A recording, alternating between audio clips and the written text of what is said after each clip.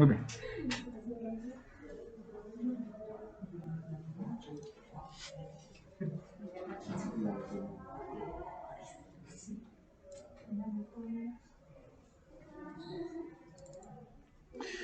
Muy bien, entonces ahora sí, en el capítulo 2 de este texto, ustedes pueden ir revisando el apartado de cargas directamente, que es el punto donde nos vamos a enfocar como platicábamos el día de hoy. Vamos a estar viendo, al igual que cuando diseñamos un edificio, todo el tipo de cargas que debería de asignarse a un puente como tal. Ya vimos las principales, que son las cargas móviles, las cargas vehiculares, pero también hablamos de que nosotros vamos a tener, en este caso, si queremos chequear con AASHTO, vamos a estar utilizando HL93. Es muy probable que se pueda requerir también las cargas tipo HS25, que era, por decirlo así, el HL93 de las versiones más antiguas de AASHTO. ¿Sí? Entonces es muy probable que si alguien vaya a hacer no un diseño de un puente nuevo, sino un chequeo de un puente existente, es muy probable que deba utilizar esas cargas. De igual forma, siempre que nosotros vayamos a hacer la revisión de un puente actual, un puente existente que ya lleva muchos años y que debemos determinar, por ejemplo, la capacidad, recuérdense que hablábamos a un inicio de que cuando nosotros vamos a revisar un puente existente, hay mucha probabilidad de que ese puente haya sido diseñado con otra normativa y con vehículos muy antiguos que probablemente no tenían la capacidad, motores tan grandes como para transportar lo que hoy en día normalmente pues vamos moviendo. ¿Sí? Entonces, actualmente el HL93 es el que utilizaremos en los diseños. ¿Y qué vamos a hacer con las cargas? Que era algo que nosotros ya habíamos revisado de forma rápida en el programa. Debemos de tener varios factores en cuenta. Primero, pues, si nos enfocamos en la carga HL93, si ustedes se recuerdan en su programa, el modelo tiene diferentes formas de cargar la HL93. Existe, luego de cada apartado, de cada tipo de vehículo, HL93, hay una letra que viene a ser una K, una M, una L, una N, etcétera, etcétera. Pues cada una, por ahora les voy a explicar que hace referencia a si es una carga HL93, pero es el tándem de diseño, por ejemplo. Si es la carga de carril, si es también la opción de ver un HL93 para momentos negativos o para momentos positivos, que también puede ocurrir. Entonces, lo importante es de que en el modelo, en nuestro programa, nosotros utilicemos la carga Move One, que es la que hemos estado trabajando, la que hemos estado utilizando. Voy a ir abriendo aquí un modelo, tal vez el de la clase pasada, para identificar dónde es que sucede cada uno de estos apartados.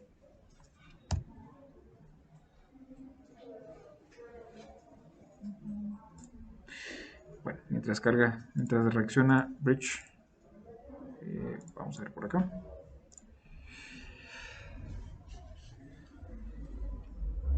Y bueno, ¿a qué hace referencia este tipo de cargas? Si yo en mis vehículos estoy hablando de que voy a tener HL93,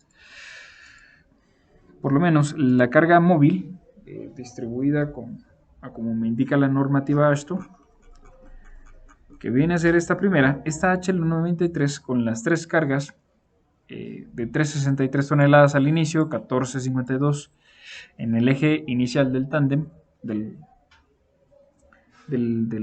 furgón, del contenedor, y nuevamente 1452 en el otro extremo, en el apoyo final.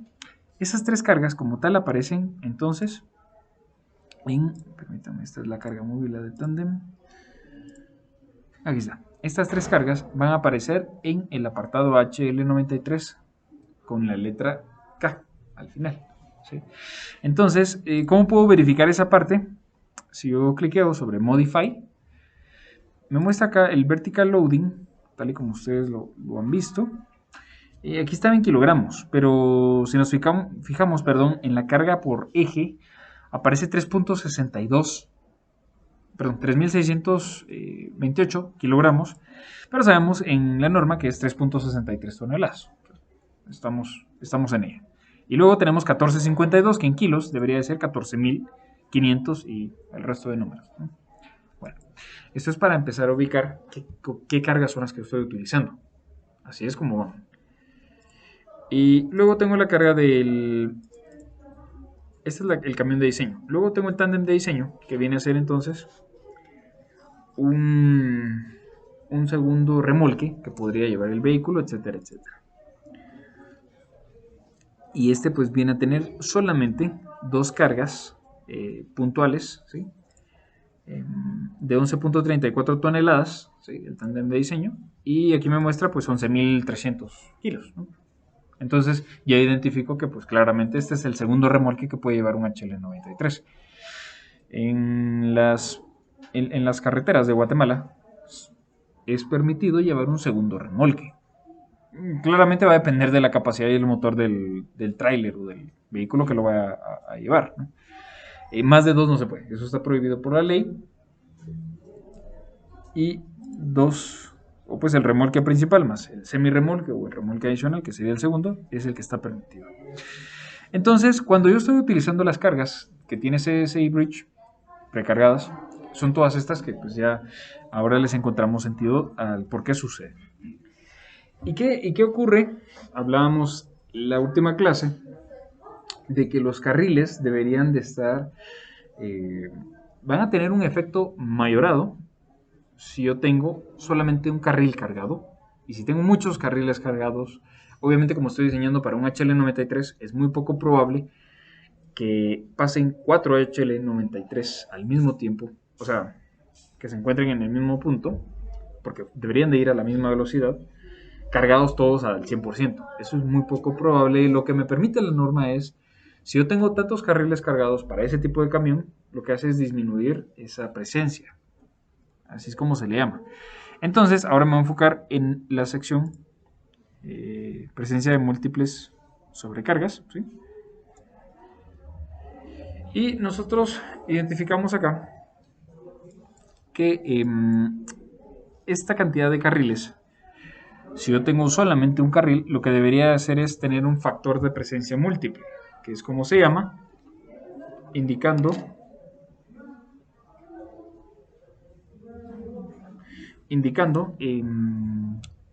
una variable m con un valor de 1.20. Si yo tengo dos carriles cargados, ojo que esto es independiente a la cantidad de carriles que pueda tener mi puente. Es decir, que si solo tengo un puente de dos carriles, el factor de 0.85 obviamente ya no aplica. Ya me quedé corto con cantidad de carriles, ¿sí? Entonces, si en algún dado caso yo diseñara un puente de un solo carril, pues siempre me iría a lo más crítico. Claro. Si yo tengo 3 carriles o más de 3 carriles, mi factor de presencia múltiple empieza a descender. Nuevamente, debido a que es muy poco probable que ocurra el caso extremo que ya hemos platicado. También existe algo que se llama un caso de fatiga en puentes, que es prácticamente llevar al... Y vamos a ver esa parte por acá. Y lo que nosotros hacemos es de que debemos de realizar un chequeo por fatiga y vamos a utilizar un camión similar al de diseño, pero lo que afecta acá es la separación. Vamos a separar un poquito más esta parte, ¿sí? Es decir, que ya no vamos a utilizar el 427, sino nos vamos a la separación máxima, que es de 914. Es decir, que anulamos el 427. Existe un rango de separación en los ejes traseros del remolque porque, así como hay remolques pues, un poquito más pequeños, que son normalmente para contenedores no de 40 pies, sino los de 20, pues es un poquito más justa la medida, ¿no? Así como también pueden ser camiones que no o trailers, pues que no tengan necesariamente un pivote y su remolque, sino que son camiones grandes, pues, ¿verdad? Entonces es por eso que existe un rango en separación. Ahora bien, el tipo de análisis por fatiga, pues va a ser esa carga cíclica del puente durante el periodo de vida útil que él tenga. Entonces va a llegar un punto donde claramente pues, se va a fatigar. ¿Sí? Es otro tipo de análisis o asignación de cargas que se le realiza al puente. Entonces, ahora llevamos, permítanme por acá, hemos visto la carga por fatiga, pues qué ocurre con presencia de diferentes carriles cargados, y vamos a ver qué sucede con la carga dinámica, ¿sí? El IM, el incremento por carga dinámica. Los efectos estáticos del camión, es decir, mi camioncito sin movimiento, o el tándem de diseño, esto sin contar obviamente esas fuerzas centrífugas en puentes que yo diseño en curva, o contemplando frenado, debo de mayorarlos en base a estos porcentajes que me aparecen acá, ¿sí? Cuando yo diseñé las juntas de mi tablero, es decir, que si mi puente no es un puente de una sola luz, sino que es un puente segmentado, varios tableros unidos, yo debo de diseñar las juntas que van a estar en ese punto, mayorándolas cualquier estado límite, o sea, de combinación ya de cargas, un 75% adicional. ¿Sí? Pero esto es solamente para la parte de la junta. Y es que ocurre que en la junta yo tengo voy a tener varias partes de un puente. Tengo, por ejemplo, la apertura de esta junta que se puede utilizar en diferentes sellos. Sabemos que lo que buscan ellos es no permitir que el agua o suciedad quede dentro de los tableros. Si yo tengo una losa, viga, losa, viga del segundo puente, claramente puedo tener, normalmente vamos a tener una pila intermedia, ¿sí? Y con esta pila lo que hacemos es de que aquí tenemos topes sísmicos, que son los que me generan el punto para evitar que mis tableros caigan al río. Pero ¿qué sucede en esta parte superior? Podemos llegar a tener una junta con elastoméricos, una junta con sellos de neopreno, con sellos también asfálticos, pero también podemos llegar a tener juntas metálicas, que son las tradicionales en Guatemala, que básicamente lo que tienen es una punta soldada con uno de los tableros y la otra libre, de tal forma que lo que se desplace, cualquiera de los dos puentes, este apoyo que está libre tenga el desplazamiento en cualquiera de los sentidos. Entonces, se pueden desplazar.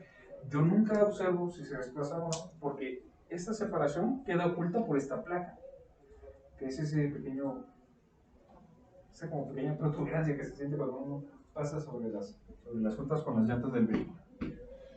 Entonces, todo lo que se refiera a sistemas que están en la junta, pues yo los debería de chequear con un incremento de carga dinámica 75% más. ¿Dónde me puede servir eso?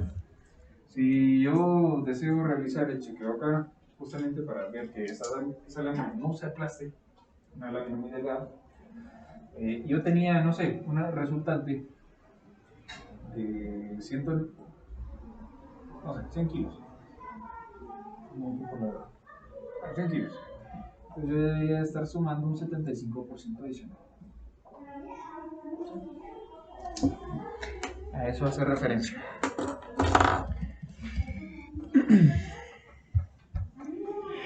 Y todos los demás componentes, que obviamente no sean juntas, solamente se van a mayorar en estados límites de fatiga 15% y el resto 33%. Pero de igual manera, no nos preocupamos si estamos utilizando el programa o algún programa para diseño de puentes, en realidad hay varios, porque al yo revisar mis cargas,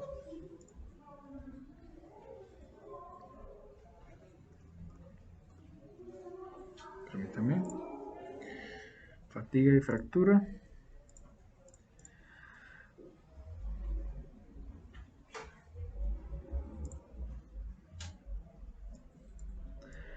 Vamos a ver aquí dónde está. String. fatiga, permítame, vamos a ver dónde está el grupo de la fatiga, por acá.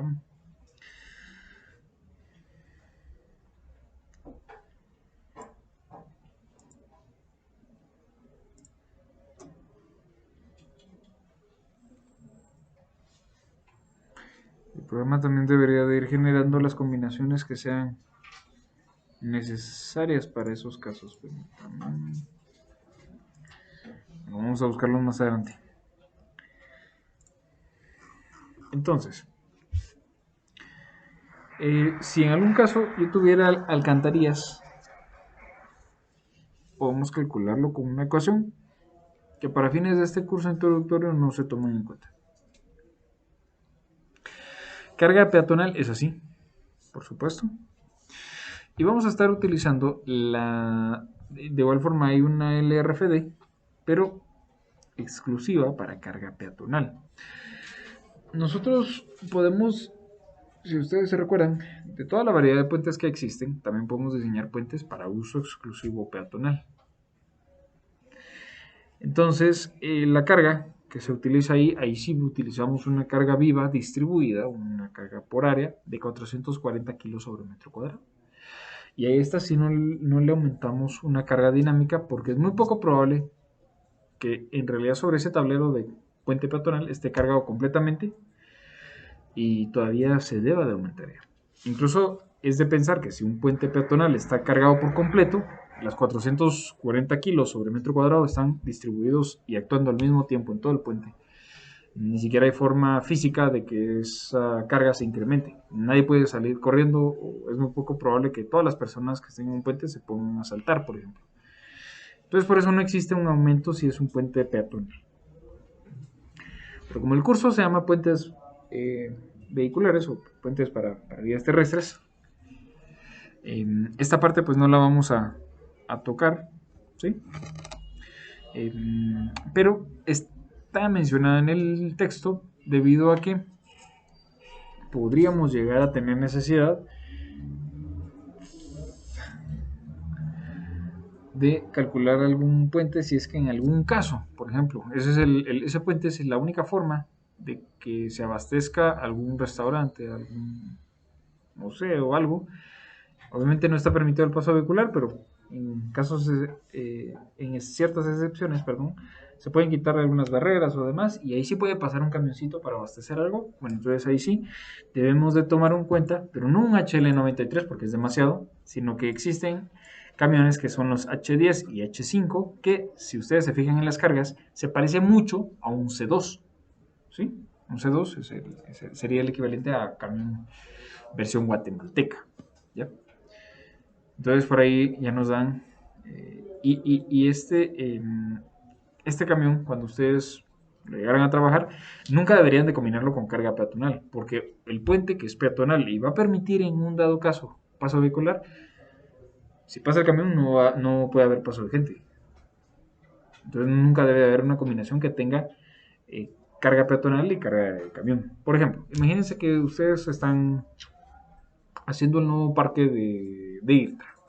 Están haciendo la nueva sección de hotelería y como hay muchas vías internas, tal vez ustedes hacen nuevamente algunas islas o algunos bosquecitos ahí o demás y van a dejar un puente para que circule la gente. Ese puente lo diseñan con 440. O el parque que está ingresando a Chatulul no está diseñado para tráfico de vehicular, pero es por donde todos ingresan, caminando. Pero sí se permite el ingreso vehicular para que el camioncito abastezca el último restaurante que está en el parque. ¿Sí? Bueno, pero nunca lo ven ustedes en día porque circula de noche. Entonces, nuevamente, nunca va a haber una combinación de peatones más H10 o H5. Bueno, si nosotros diseñamos un puente en curva, vamos a agregar fuerza centrífuga, claramente por el efecto radial que ocurre, el pegalte que tenemos en el vehículo y la misma reacción que está sucediendo por el pegalte en las llantas del vehículo, deberíamos de contemplar una fuerza centrífuga que para combinación de cargas Ashton se llamará CE. ¿Sí? Todas estas cargas, vamos a ver por acá, vamos a dejar esta de este lado, todas estas cargas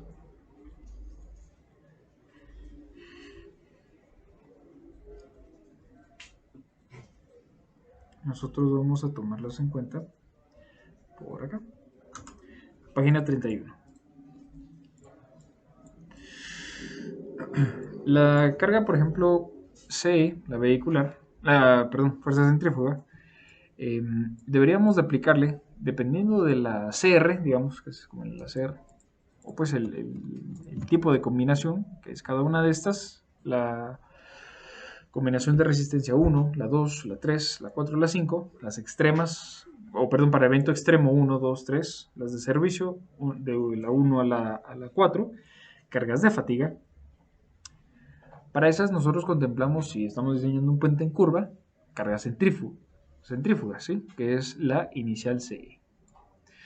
Entonces, si yo estoy haciendo mi combinación de resistencia que se llama Strength 1, yo debería de mayorar por 1.75 esa carga centrífuga. Vamos a ver, vamos a hacer una equivalencia con aquí. Por ejemplo, yo tengo la CR2, que es 1.6 veces la carga viva más 1.2 de la carga viva. Esa es la CR2.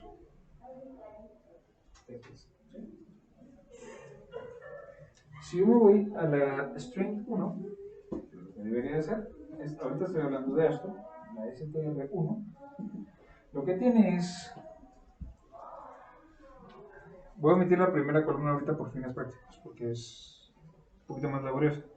Si tiene LL, que es la carga viva, carga dinámica, que es la IM, CE, que es la centrífuga, BR, que es la brake, de frenado, todas esas las mayoreo por 1.75. Entonces la forma correcta de escribirla en combinación sería, nuevamente omito la primera columna, y la segunda sería 1.75 por,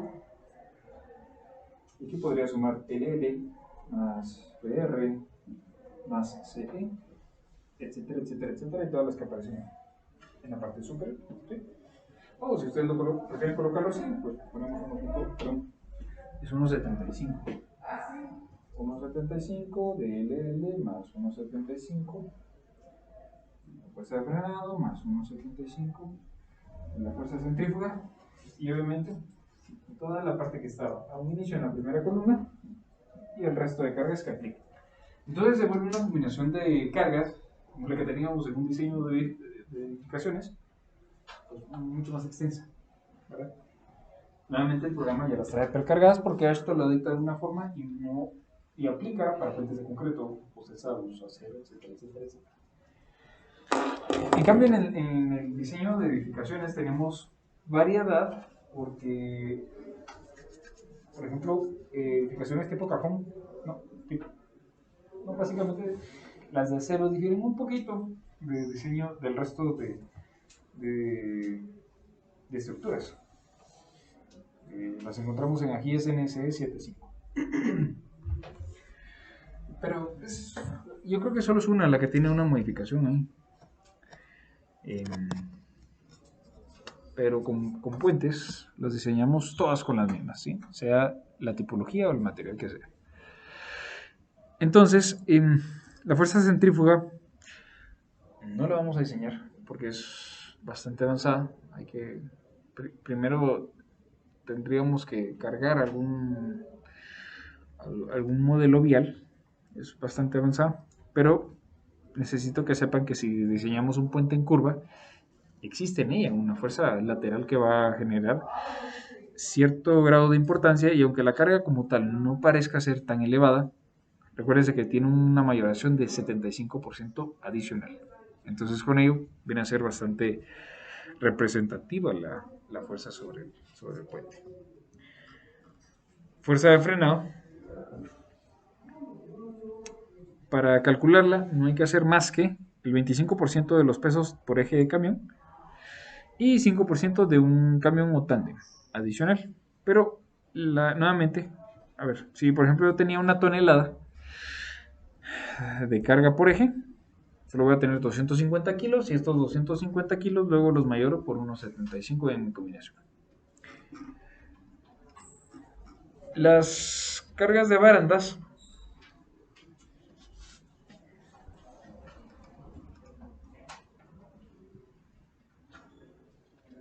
para las cargas de barandas, sardineles o veredas, en realidad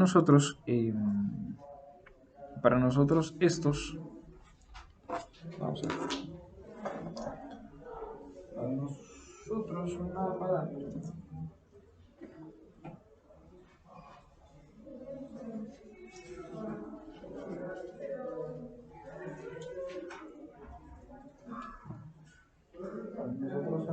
sería pues todo aquel elemento que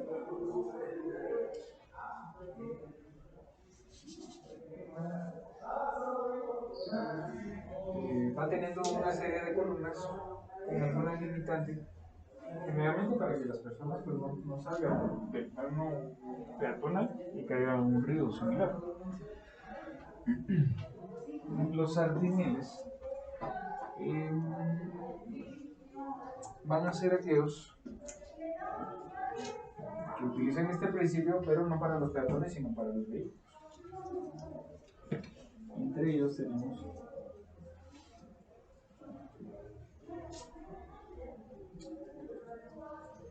estas las habrán visto probablemente en los caminos, porque también se utilizan para generar división entre carriles o similar. ¿Sí? Pero nosotros también acá le llamamos barandas, solo que les cambiamos el nombre y esta, por ejemplo, es una baranda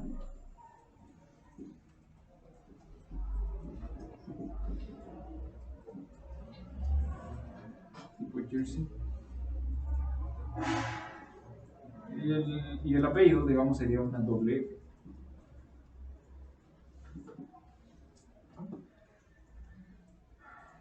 Incluso algunas aquí traen hasta la marca, creo. Y existen las no doble F, sino solo las jersey tipo F, que son básicamente este contorno. Omiten esta parte y se las aseguro. Nuevamente están diseñadas con cierto ángulo normado por la AASHTO para que si un vehículo va a topar en esta barra, topa el vehículo, va a sobresaltar en este punto que son, si no está mal, son como 30 centímetros o 40. Tiene un ángulo para recomponer al vehículo y lo regresa a su posición. Es decir, se impacta, no se estrella. ¿Sí? Es decir, se va a impactar y la misma baranda lo va a regresar al carril. Y así va a recibir un choque bastante severo. Pero si no excede ciertas velocidades, el vehículo no se destroza. Están diseñadas precisamente con clic. Entonces, entre ellas podríamos, por ejemplo, se me olvidó que no tengo internet por acá. Pero la geometría es el punto clave acá. Permítanme, yo recuerdo que por acá tenemos algún ejemplo.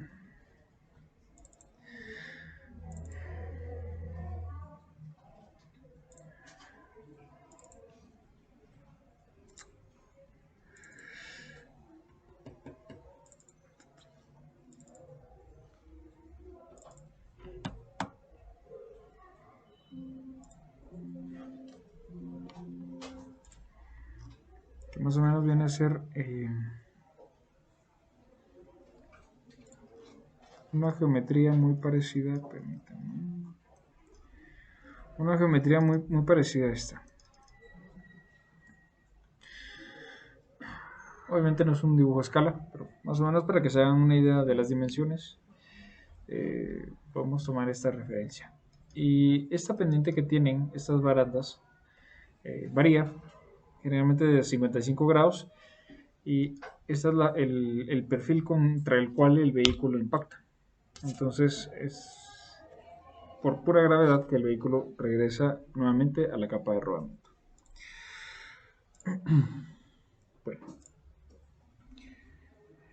Para las barandas como tal se pueden hacer varios tipos de ensayo. De hecho, si se fijan ustedes por acá, incluso hay cálculos solamente y exclusivamente para barandas, así como también hay ciertos test que deben de cumplir las barandas según AASHTO para que la carretera pueda en realidad estar normal. Como por ejemplo, si yo voy a tener una característica tipo TL1, esta lo que hace es ser un poco menos exigente, por ejemplo. Y por ejemplo, si alguien va a diseñar una carretera, en realidad tal vez sí, en México o en Estados Unidos, ahí sí se pide incluso el diseño de la baranda con estas características. Nótese que una fuerza transversal, la que directamente impacta sobre la baranda, varía un poco de 60.000 newtons, ¿sí? 60 kilonewtons, a 780.000, claramente. Pero es que una TL6 va a ser una baranda, por ejemplo, para una autopista, donde fácilmente se pueden llegar a unos 200 kilómetros por hora. O vehículos muy cargados pueden alcanzar velocidades muy elevadas. Nuevamente se explica, más no entramos a detalle a ello, pero es bueno que sepamos que pues hay diferentes formas de ensayo. Y en descripción, pues nuevamente, página 21 del texto, por ejemplo, la TL1, usado en zonas donde las velocidades permitidas son bajas y para calles locales de muy bajo volumen y baja velocidad. Nada que ver con una autopista. Sí. Es algo bastante pequeño. Mientras que me voy al extremo, TL6, nivel de ensayo 6, se anticipa la presencia de camiones tipo tanque o cisterna. Nótese que desde ahí ya esa premisa ya nos indica que va a ser una carga muy elevada. U otros vehículos similares de centro de gravedad elevado. Entonces es como de las combinaciones más críticas porque genera un momento considerable por el punto de aplicación. Nuevamente, pues se les explica más. No lo vamos a ver a detalle. Fuerzas de colisión, un CT, por ejemplo. Los CTs, si ustedes se fijan, en las combinaciones de resistencia, un CT viene a ser una fuerza de colisión, un choque. Las combinaciones de un CT, si en algún caso los requisitos de diseño lo pidieran, solo se puede utilizar en las combinaciones de resistencia una sola vez. Por ejemplo, si yo tengo acá, vamos a ver ahorita más adelante las diferentes variables que son estas columnas, pero si se fijan, la CT está solamente sin mayorar en presencia de 1, pero solo puede ir una vez una de estas cargas, más no, es decir, vamos a ver, la EQ es una carga debida a un earthquake, a un sismo, y es muy poco probable que durante un sismo ocurra un choque a alta velocidad, porque seguramente choques pueden haber porque se pueden descontrolar los vehículos, claro. Pero una CT es un choque a altísima velocidad, mientras que es muy poco probable en un sismo alguien vaya a esa velocidad. Es casi una probabilidad nula. Entonces es por eso que esto nos pide que solo utilicemos una de estas por combinación, digamos. Estas vienen a estar por acá. Y las fuerzas de colisión va a depender un poco de cómo sea el tipo de puente. Si por ejemplo nosotros tenemos un puente, un paso a desnivel, digamos, que tuviera varias pilas de apoyo, y en estas pilas lo que va a suceder es de que hay paso vehicular interior. Y si puedo poner ahí. Imagínense que en la parte superior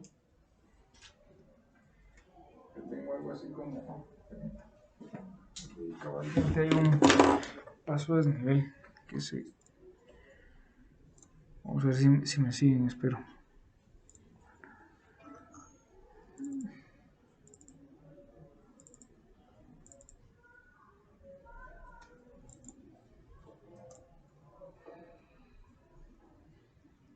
Sí.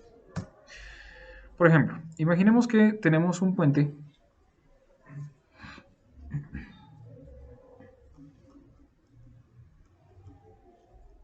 este va para zona 21, si no mal recuerdo. Bueno, ¿qué sucede? Yo tengo una rampa de acceso donde cabalmente, si prestamos un poquito de atención, estos son bloques de tierra armada, ¿sí? Son rampas de acceso que van a utilizar los vehículos para empezar a ganar altura. Pero fíjense ustedes que en la parte inferior tenemos tres pasos vehiculares. Si me lo quiero ubicar un poquito en planta, permítanme, tal vez va a ser un poco más fácil verlo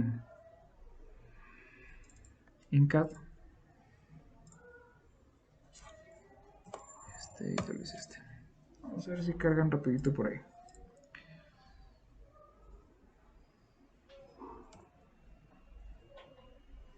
Por ejemplo, en este puente tiene una sola luz, no tiene apoyos como tal, pero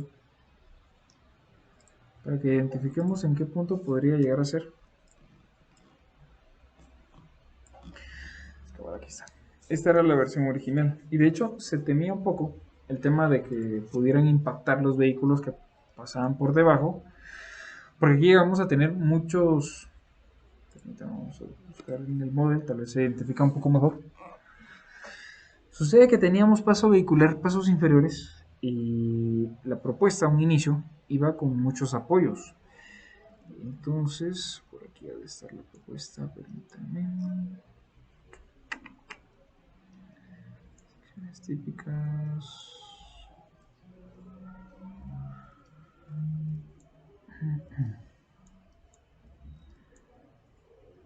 No, perdón, ni idea de dónde estaba ahí en el modelo. Bueno, pero sucede que estos vehículos que están en carriles inferiores, y pues nuevamente aquí lo que tenemos en la parte superior es todo un paso vehicular que en este caso, vamos a ver si me siguen.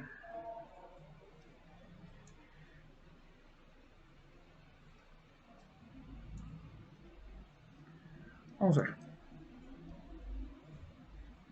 Aquí estamos hablando de zona 6. Bueno, sucede que ahorita existe el problema del entronque de este sentido vehicular y llegamos a tener 1, 2, 3, 4, 5, 6 carriles y hay un sentido de esta vía que viene a ser la que tenemos aquí marcada, que por momentos quiere atravesar esos 6 carriles. Entonces, actualmente se utilizan semáforos y bloquean casi 8 carriles, porque en realidad se me volvió a contar 2 auxiliares que había, bloquean 8 carriles para que puedan pasar ellos. Entonces, hubo necesidad de hacer un paso de nivel, o pues hay necesidad, porque todavía no se está en proceso. Pero el problema está en que cuando nosotros tratamos de atravesar con un gran puente ese sentido para no interrumpir los carriles que están en sentido horizontal, hay vehículos que obviamente van a continuar su flujo. En este caso, digamos que son estos dos camiones, pero el problema es de que si yo dejo una pila intermedia, existe mucha probabilidad de que ella pudiera llegar a impactar uno de los camiones. Estado de ebriedad, lluvia, no vi, perdí el control del carro, me quedé sin frenos, etcétera, etcétera. Cualquier cosa puede ocurrir. Es decir, que media vez yo coloco un elemento, una pila, o muy cerca de un camino, ahí ya existe riesgo de choque, ¿sí? Riesgo de colisión. Entonces, en parte por eso fue que posterior a ello se hizo una nueva propuesta y valga la redundancia. Esta fue la última propuesta para no obstaculizar todos los carriles que están en la parte inferior y no arriesgar mucho a tener algún choque en esa parte porque hay demasiado tráfico vehicular y es pesado, de hecho, porque esta ruta conecta con un puerto importante de Guatemala. Entonces, todos los vehículos pesados que entran a Ciudad Capital pasan por ahí. Entonces, esta fue la propuesta como tal, que buscaba liberar un poco las pilas inferiores. Pero si fuera el caso, yo podría, si yo tengo que dejar sí o sí una pila intermedia, tengo que contemplar que ese elemento, no necesariamente la superestructura, porque no dudo mucho que la alcance, pero esa pila o ese estribo tiene que estar en combinación de cargas con una colisión. ¿Y dónde debo de aplicarla? Si, tal y como vimos, está a 9 metros o menos del borde de la calzada, es decir que Digamos que si acá, no sé, no recuerdo qué escala tiene este CAD, pero por ejemplo si esta línea, uy,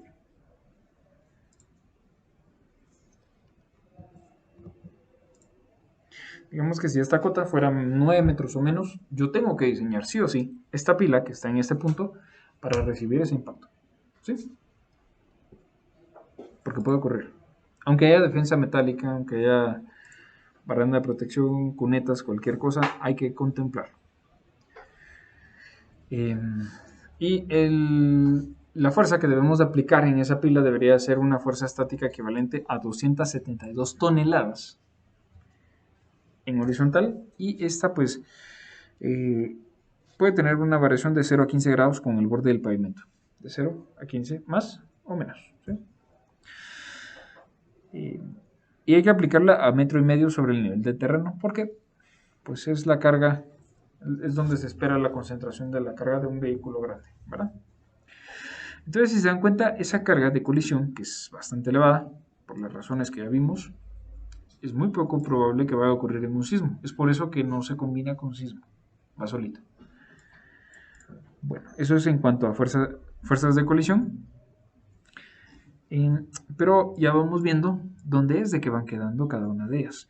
Si nosotros vamos a revisar las cargas hidráulicas, las WA, esas van en todas, si se pueden dar cuenta, pero con un factor de solamente 1. ¿Sí? ¿A qué se refiere cargas hidráulicas? Si yo estoy diseñando un puente sobre un río, que es la mayoría de los casos, eh, debo de contemplar el empuje.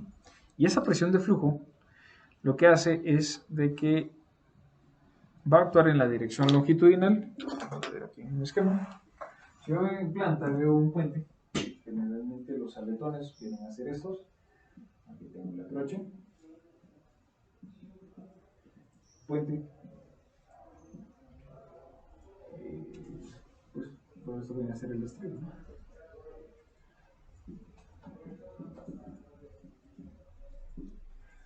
Pero directamente esta parte debido al flujo, y es que lo que ocurre es que los estribos yo los voy a alinear siempre a algo que viene a ser la línea central del río.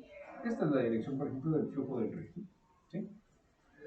Entonces, casi siempre yo voy a utilizar la ubicación de los estribos alineada o paralela pues, a este sentido. ¿Sí?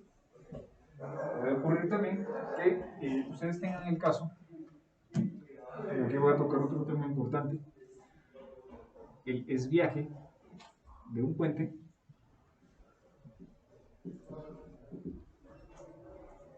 Si imaginamos que mi carretera viene en sentido horizontal, voy a continuar aquí en mi carretera, ¿sí?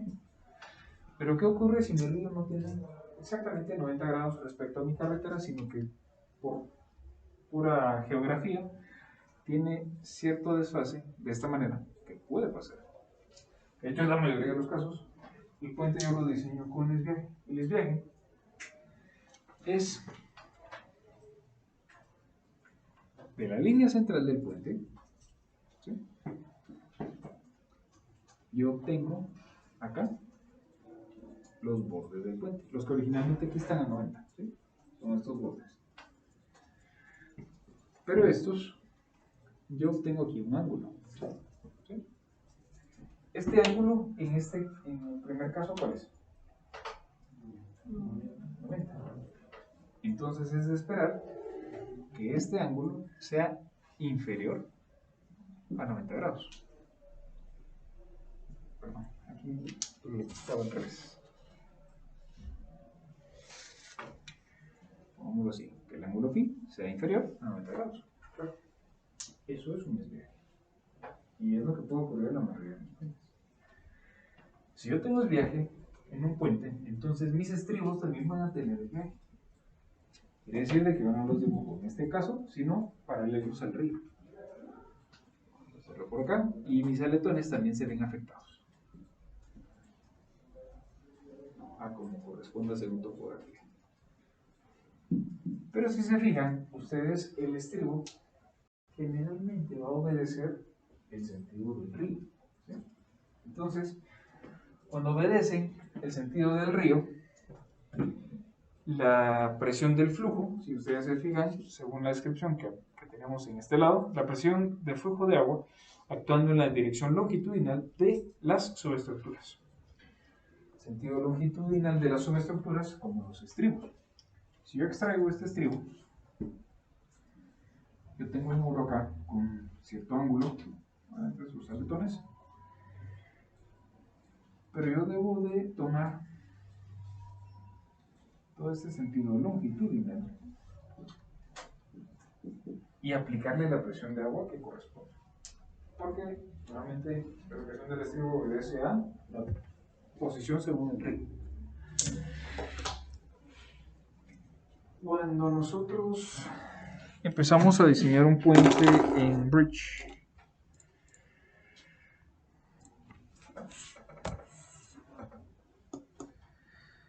me pregunta algo que se llama,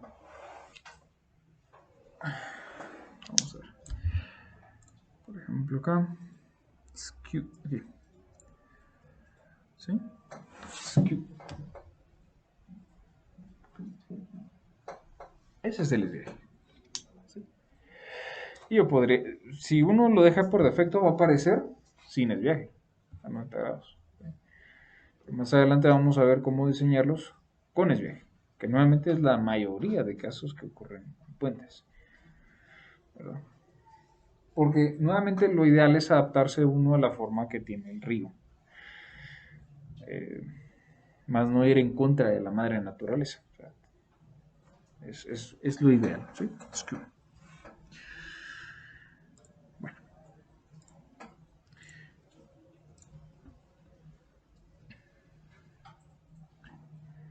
Entonces, la presión del agua, que va a llegar a generar cierta incidencia sobre los estribos, deberíamos de calcularla en función a la velocidad que fluye el agua, ¿sí?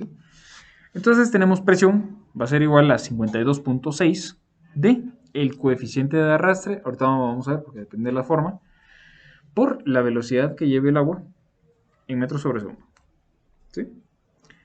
Esto lo vamos a tocar a detalle en diseño de subestructura, ¿sí? Pero ya tenemos que empezar a ubicar dónde sucede ¿dónde sucede esto? Por ejemplo, pilas con bordes. Vamos a ver ahora otro ejemplo.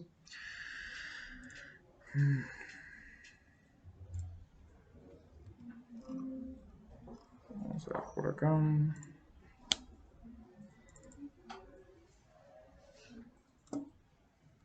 Por ejemplo, este puente.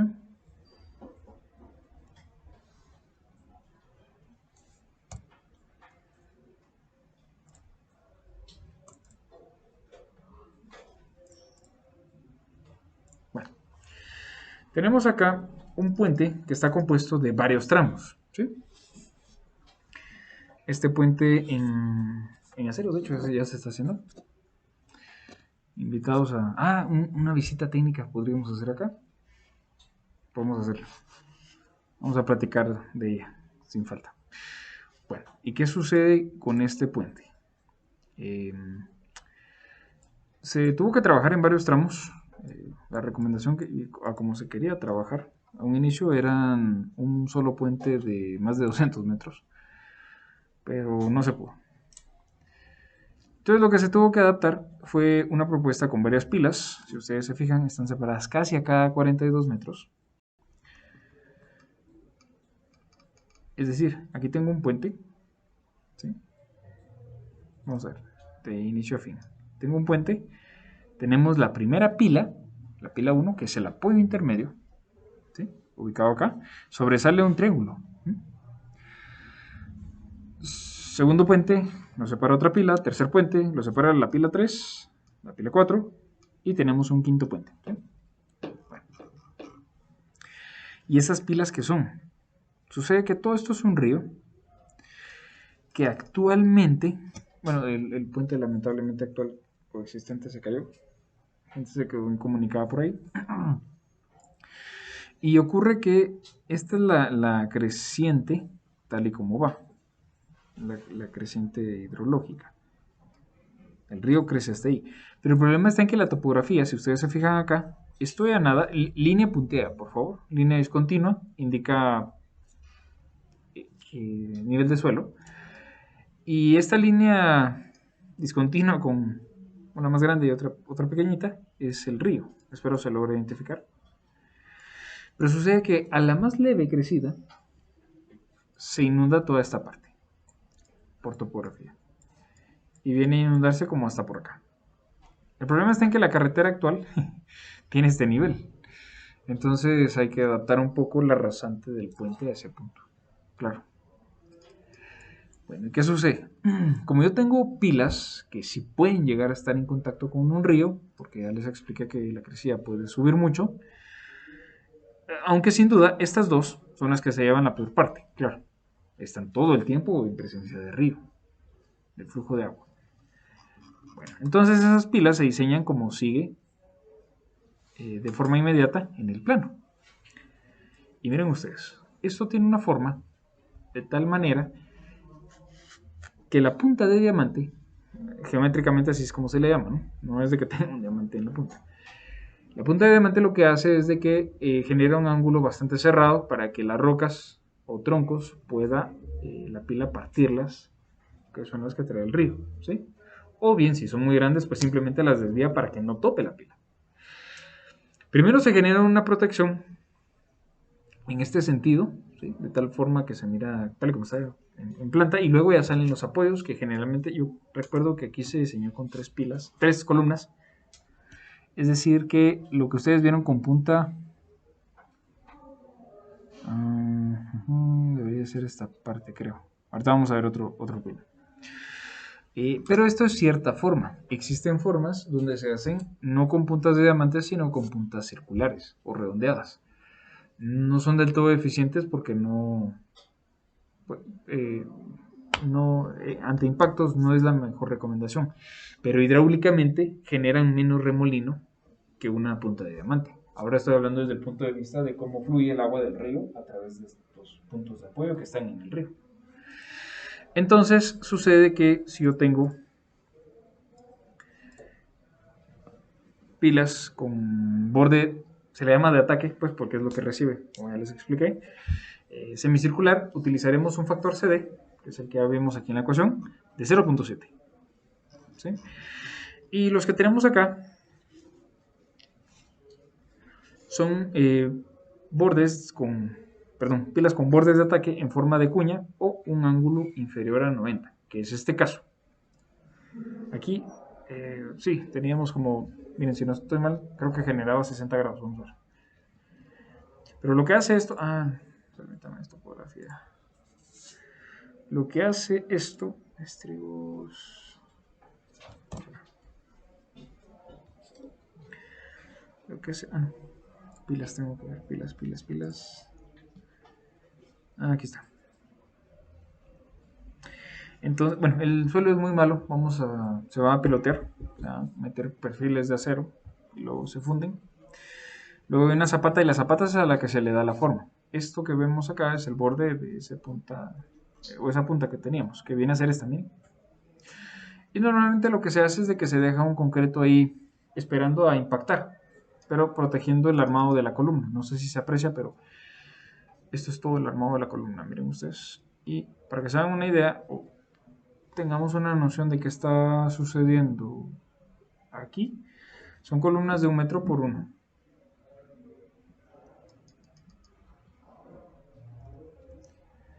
Entonces, bueno, y esto se replica 6 veces para generar el apoyo de una pila. Entonces, ya con ello, tenemos el soporte de los puentes, pero nuevamente siempre existe el riesgo de que en el río algo me impacte a la base.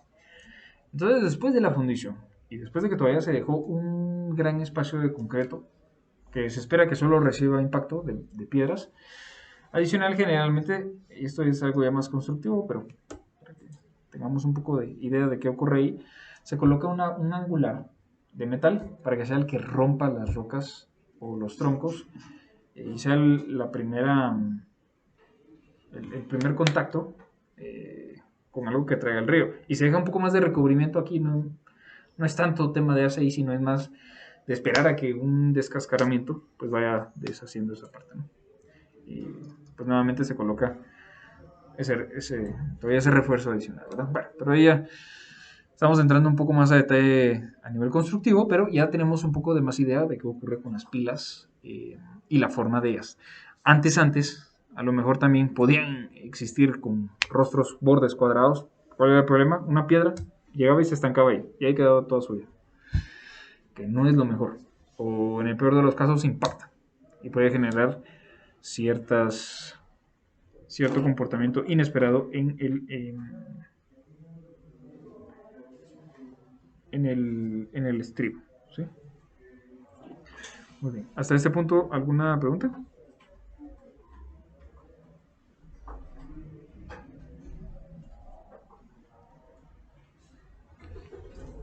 Muy bien. Excelente. También vamos a tener cargas laterales y esa va a ser la que, en lugar de actuar en este sentido,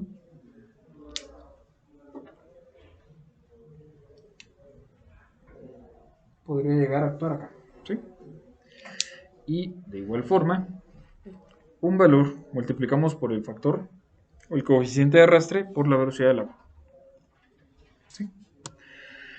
Entonces, esto sería en cuanto a las cargas que pueden ocurrir debidas a presiones hidráulicas. Nuevamente, como oleaje, no es más que una zona, generalmente ocurre cerca de zonas costeras, empujes hidrodinámicos